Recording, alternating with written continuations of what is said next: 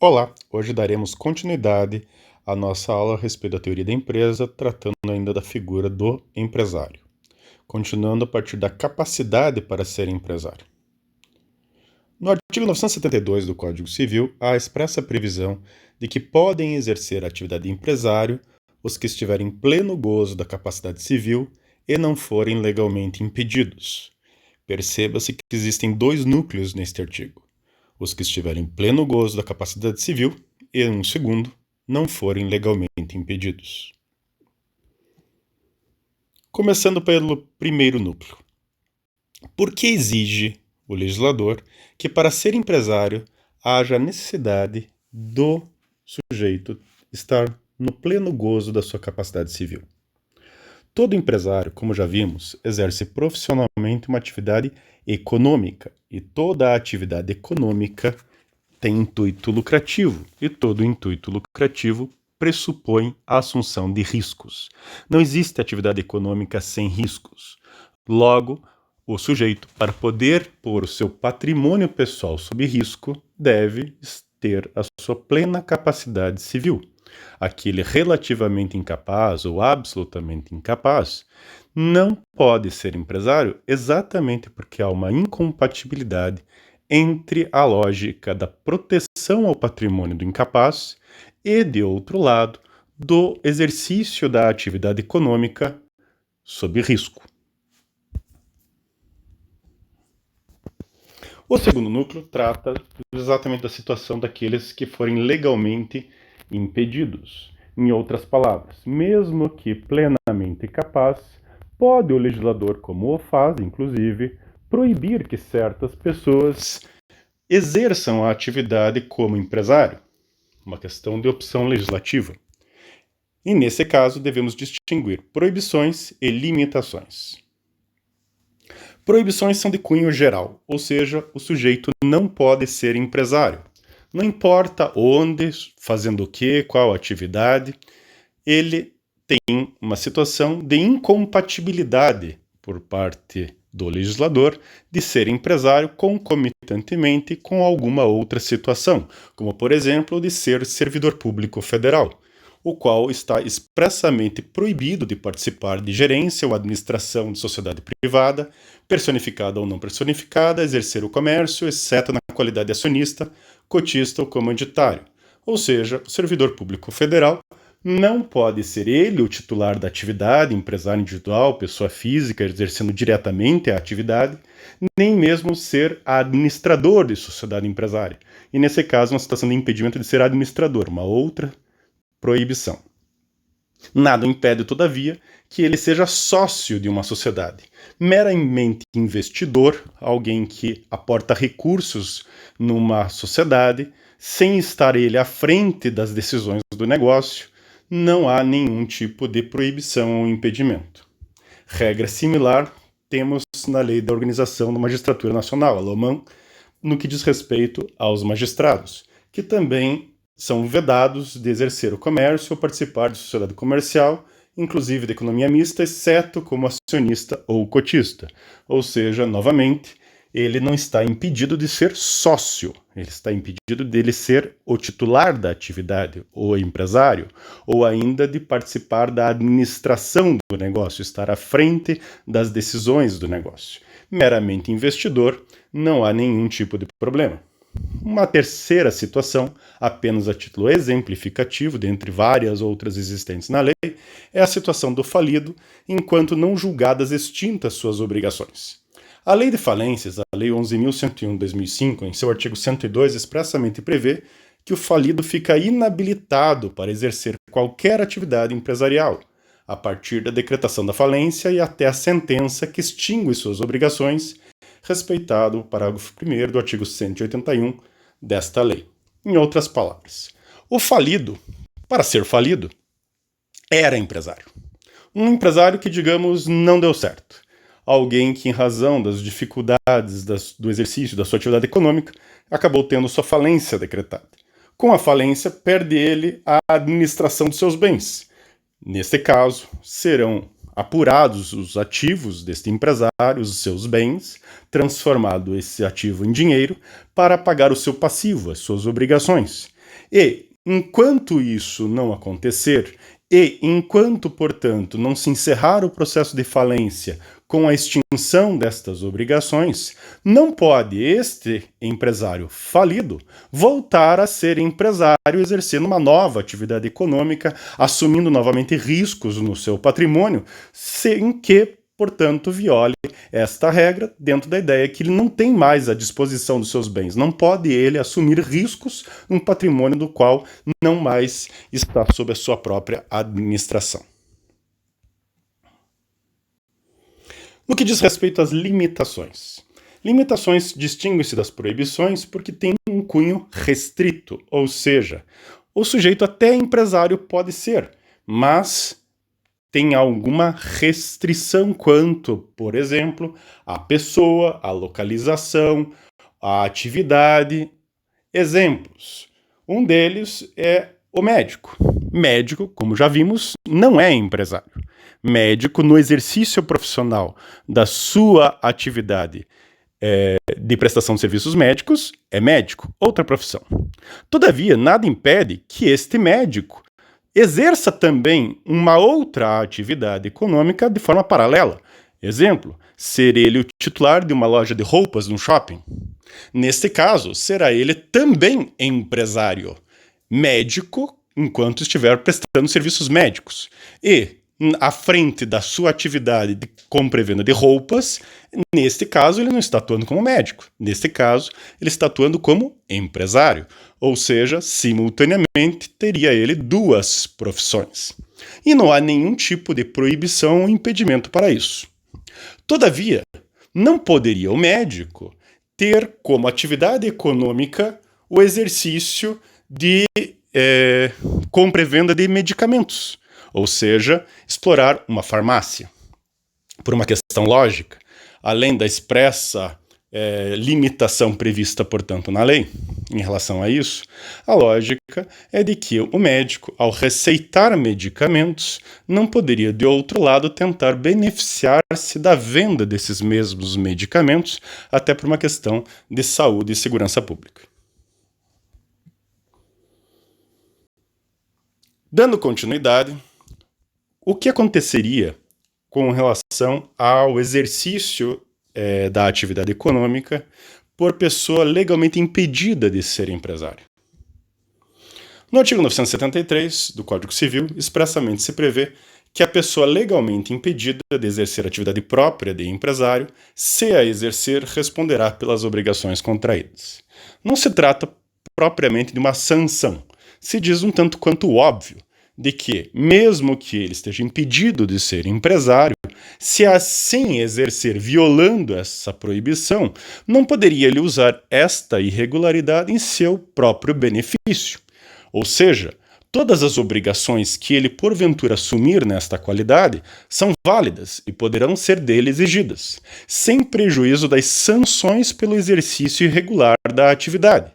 Como, por exemplo, não sendo ele alguém que pode ser empresário, com certeza não está ele devidamente registrado perante a junta comercial.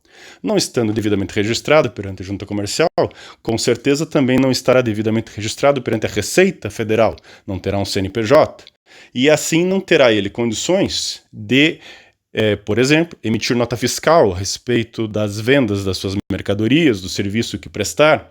Assim também não recolherá os impostos devidos. E obviamente que tudo isso são irregularidades administrativas, tributárias e inclusive penais, levando até a ideia de sonegação fiscal.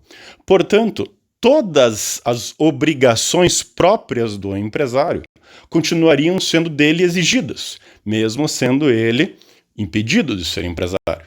E não as observando, obviamente que sofrerá ele todas as penalidades daí decorrentes. E ainda deverá arcar com as obrigações assumidas perante os terceiros de boa-fé, que não podem ser prejudicados pelo exercício irregular da atividade. No que diz respeito à incapacidade superveniente, como vimos, para ser empresário, deve ser o sujeito plenamente capaz. Imaginemos que, portanto, atende o sujeito este requisito, sendo ele plenamente capaz e, portanto, começando a exercer profissionalmente uma atividade econômica organizada para a produção ou circulação de bens ou de serviços. Torna-se ele empresário, inclusive empresário regular, registrando-se perante a junta comercial do seu respectivo estado. Todavia, algo acontece durante o exercício da sua atividade, talvez anos depois do início dessa atividade, que faz com que ele perca sua plena capacidade civil. Como ficaria uma situação como essa? Afinal, para ser empresário tem que ser plenamente capaz. E ele o era, tanto que se tornou empresário. A incapacidade é superveniente porque a incapacidade vem depois do fato dele ser empresário. Nesta situação, temos que ter alguma regra específica, uma regra especial, porque se formos tratar pela regra geral, chegaríamos à conclusão que pura e simplesmente ele não poderia mais ser empresário, dentro da regra geral do artigo 972, e, diante disto, não poderia ele continuar a atividade, e o que faria com ela? O que faria com as dezenas de funcionários que porventura possui, todos os contratos firmados, as obrigações assumidas, os direitos que possui em decorrência dessa própria atividade, recebíveis, enfim. Ou seja, aí há uma situação muito mais complexa em que o nosso legislador resolveu tratar de forma específica. No artigo 974, expressamente dispõe o legislador que poderá o incapaz, por meio de representante ou devidamente assistido, continuar a empresa antes exercida por ele enquanto capaz, por seus pais ou pelo autor da herança. Perceba, poderá o incapaz, por meio de representante no caso de absolutamente incapaz, ou devidamente assistido, no caso de relativamente incapaz, continuar a empresa. Não dar início à empresa.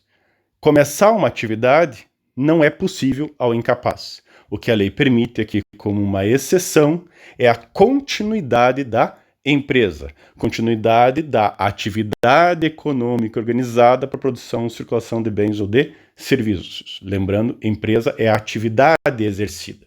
Então aqui se permite dar continuidade ao negócio, à atividade econômica. Qual atividade?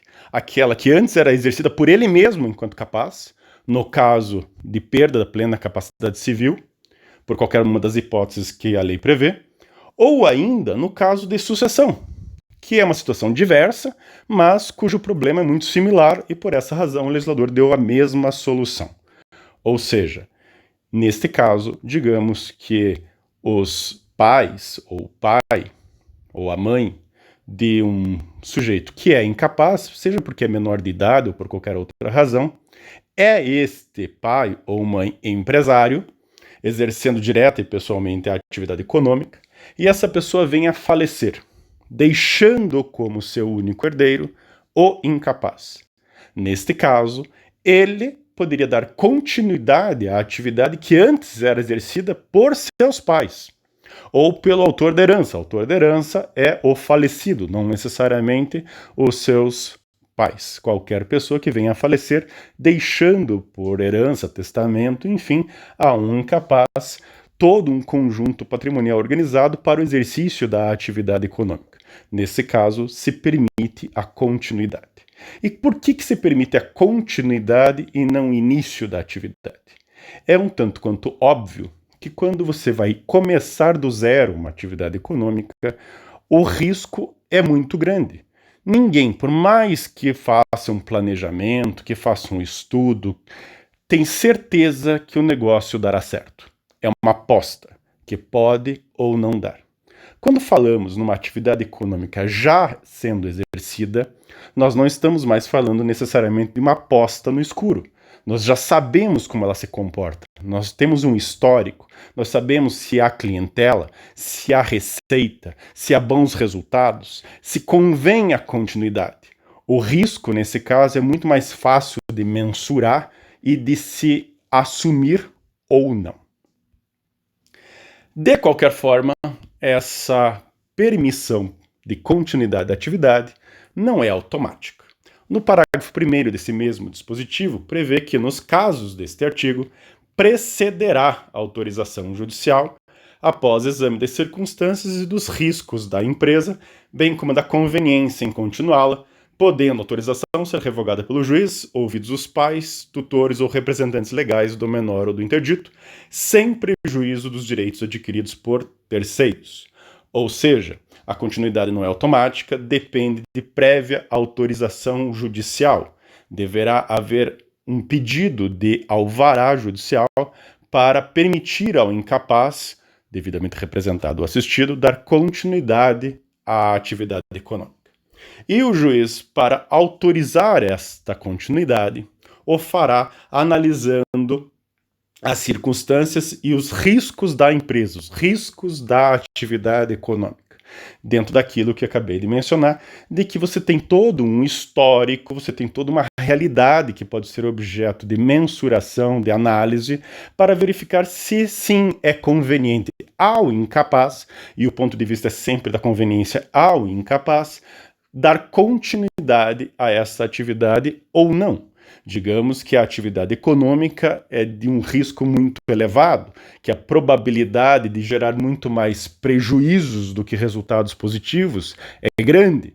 Neste caso, não é do interesse do incapaz que ele dê continuidade a esta atividade, e nesse caso o juiz também não deferiria.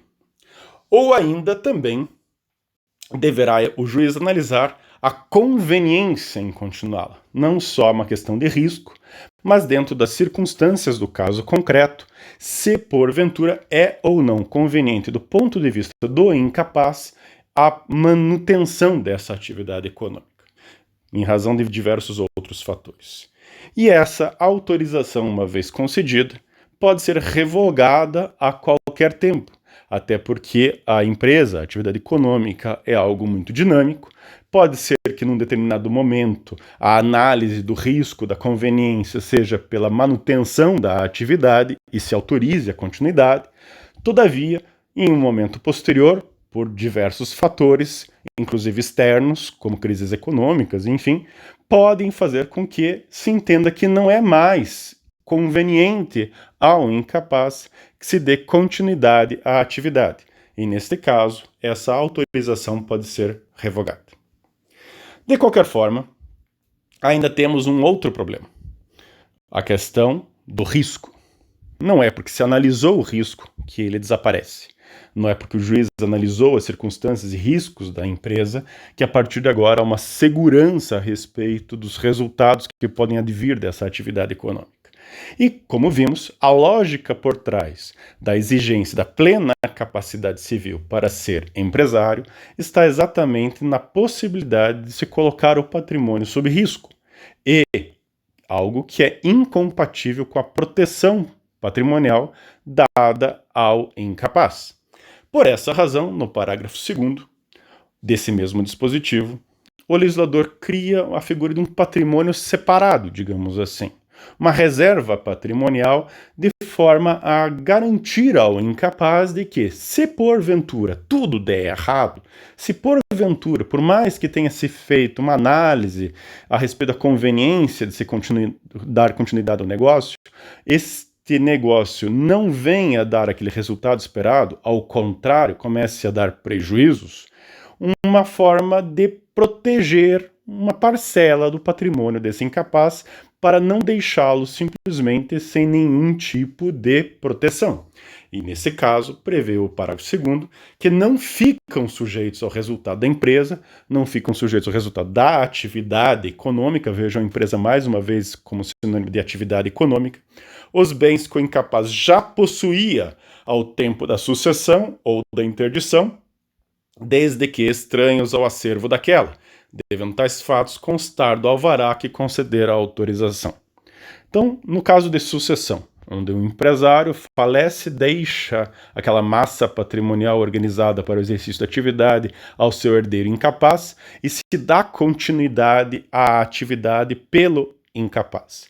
Nesse caso, não é muito difícil perceber que todo o patrimônio que esse incapaz já possuía ao tempo da sucessão, ao tempo da morte e da, portanto, herança deste patrimônio do empresário a ele, eram estranhos à atividade. O que ele tinha antes de dar continuidade à atividade não estava vinculado à atividade.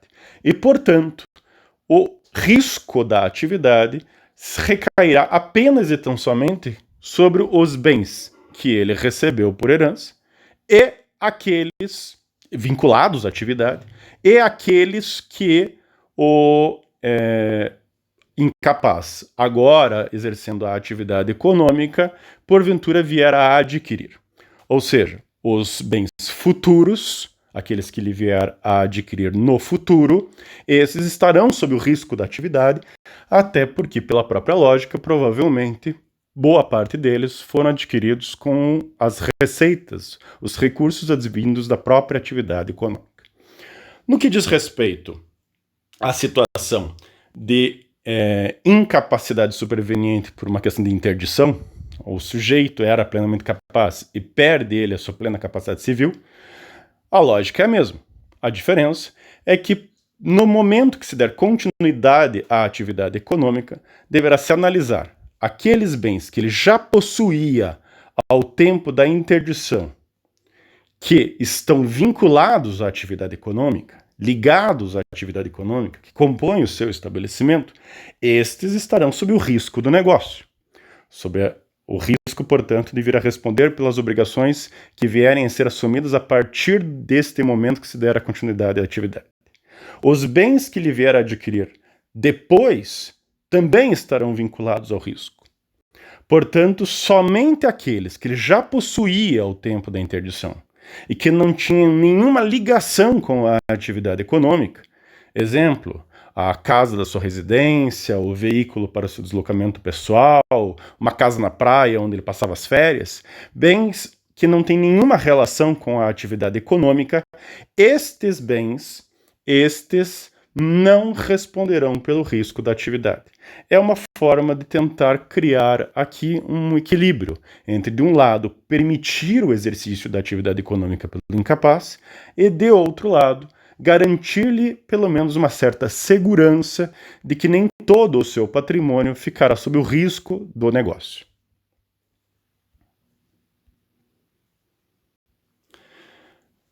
No que diz respeito à administração desta atividade, por óbvio que não é o incapaz diretamente que estará à frente da atividade. Ele é o titular da atividade, é o seu patrimônio que está ali sob risco da atividade. Todavia, a tomada de decisões não será dele, afinal de contas, ele é incapaz.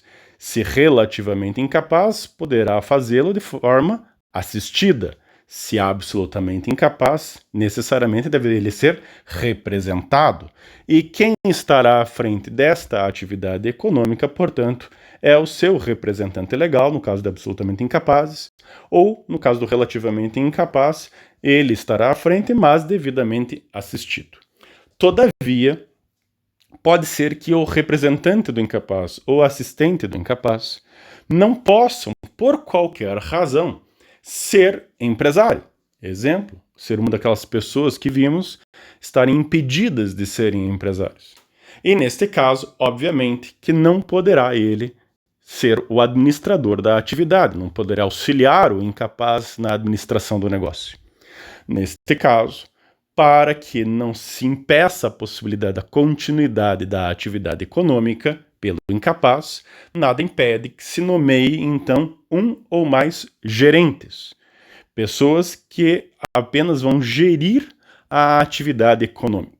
Não vão substituir a figura do representante ou do assistente do incapaz. O representante legal do incapaz, o assistente do incapaz, no caso do relativamente incapaz, eles têm muitas outras funções e responsabilidades. Cabe a eles cuidar dos interesses do incapaz para a sua vida como um todo, garantindo a ele alimentação, estudo, segurança, enfim, muito mais do que a atividade econômica exige.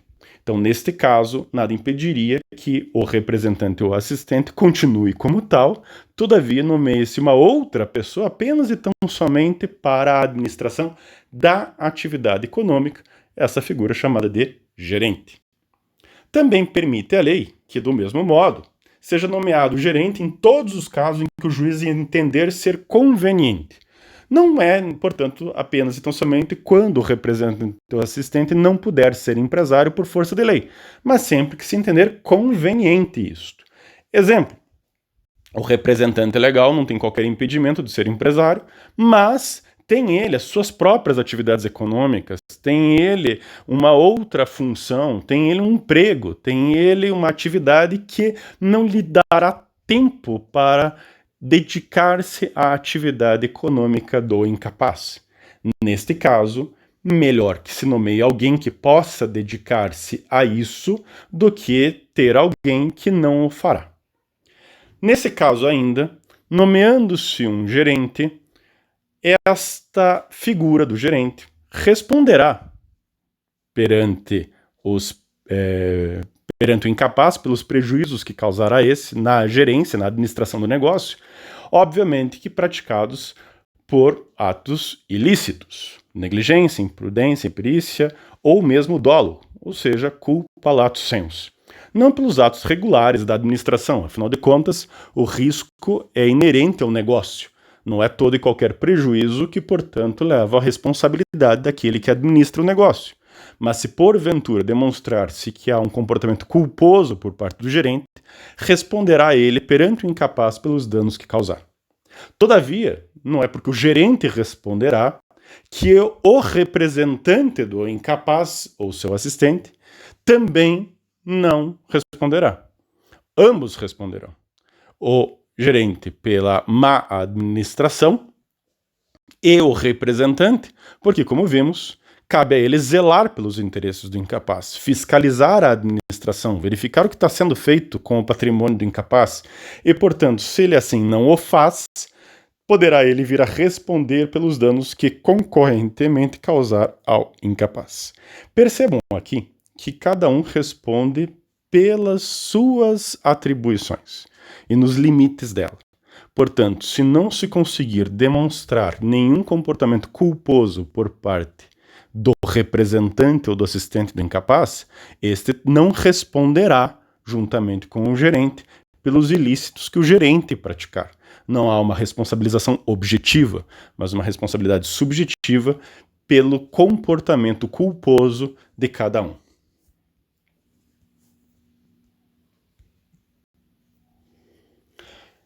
Quanto à questão de ser sócio incapaz, esta é uma situação completamente diferente de tudo que nós estudamos até agora.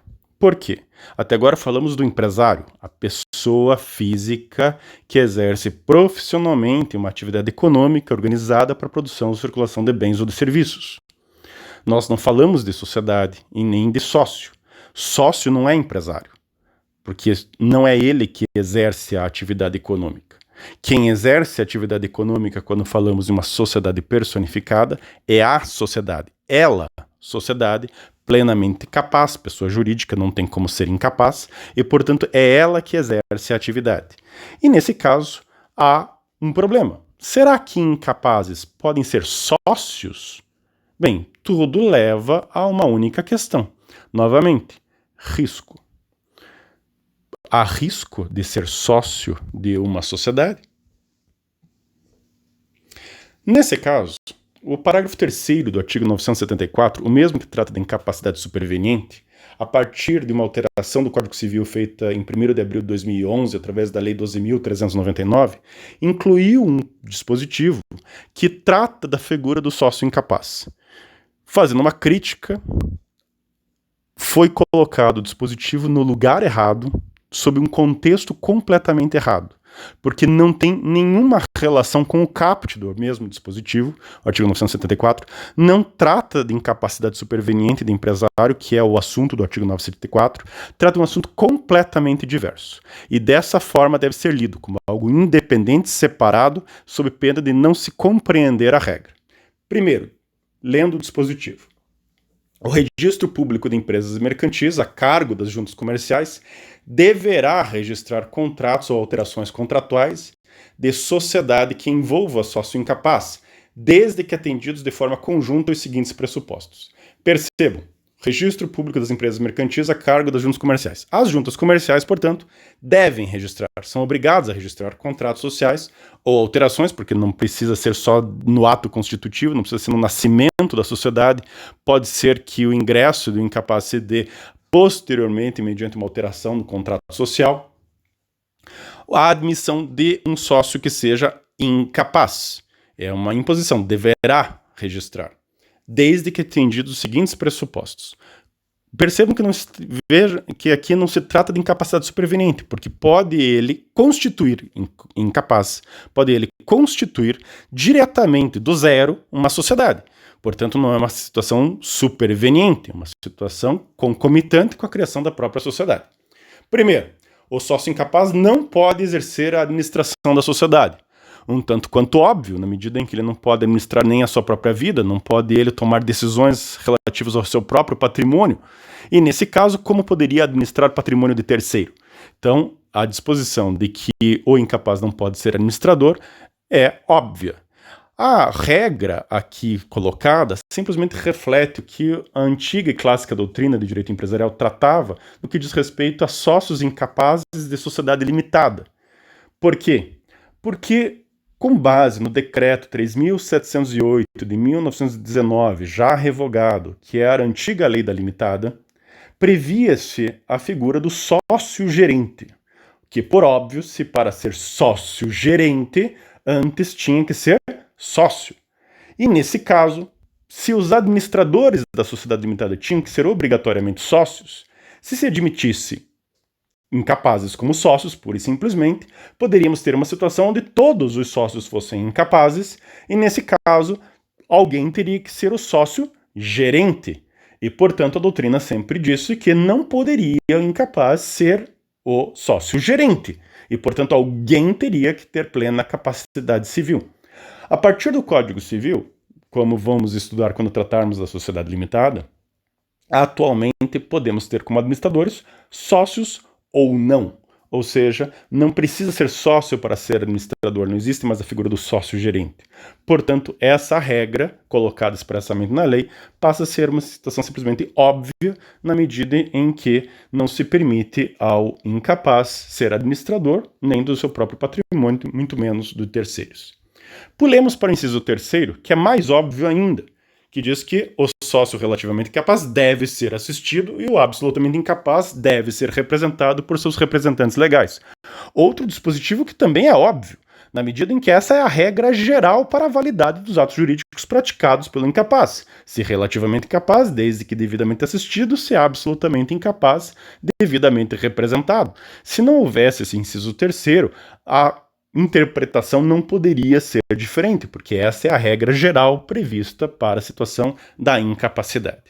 Portanto, resta apenas o inciso segundo como algo efetivamente de mérito, que diz que o capital social deve ser totalmente integralizado. O que significa isso? A promessa feita pelo sócio de investimento deve ser completamente cumprida. Portanto, se os sócios se comprometem a investir juntos, por exemplo, R$100 mil em dinheiro, devem todos eles efetivamente transferir ao patrimônio da sociedade esses mesmos R$100 mil. Não basta que o incapaz transfira a parte dele. Digamos, desses R$100 mil, a parte deste sócio incapaz fosse R$20 mil. Não adianta ele botar os seus 20 mil. Deverão todos os sócios colocar efetivamente todo o montante que se comprometeram. Não pode o capital estar apenas e tão somente subscrito, ou seja, prometido. Deve ele ser integralizado, cumprido, efetivamente transferido à sociedade a título de investimento. Por que isso? Porque na sociedade limitada, a responsabilidade dos sócios é baseada exatamente nisso.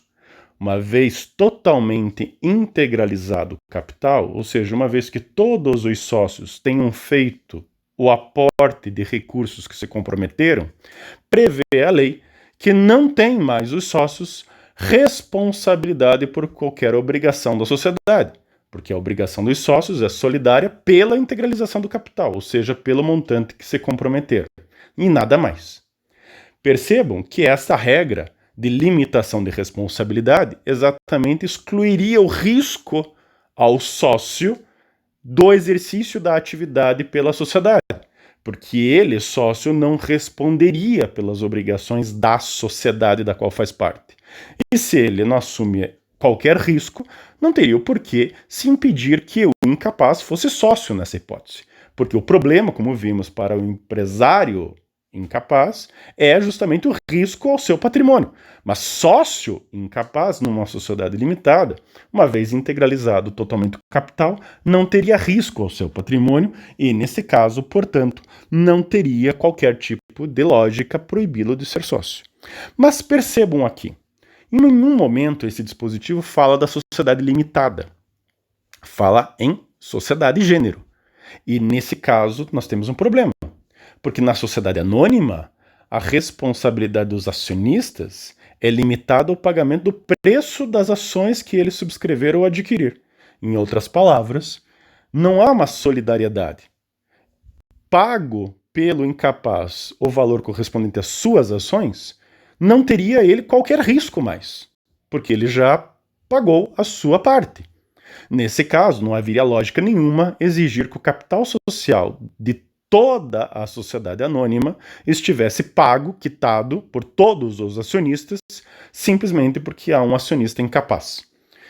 E não se exige atualmente que, para que um incapaz tenha ações de uma companhia, como por exemplo a Petrobras, a Vale, a Gerdau, tenha que sempre o capital social dessa sociedade estar totalmente pago, na medida em que não há nenhum tipo de risco ao patrimônio do incapaz, porque as suas ações estarão pagas. No que diz respeito àquelas sociedades onde há ilimitação de responsabilidade do sócio, nessas o incapaz não pode ser sócio, mesmo que o capital social esteja totalmente integralizado. Por quê? Porque se a lógica é não ter ele risco, se ele é sócio de uma sociedade cuja regra é de que o que a sociedade não conseguir pagar das suas próprias obrigações, possam essas obrigações recair sobre o patrimônio pessoal do sócio, logicamente nós estamos falando que o incapaz está colocando o seu patrimônio sob risco, e isso nós não podemos admitir.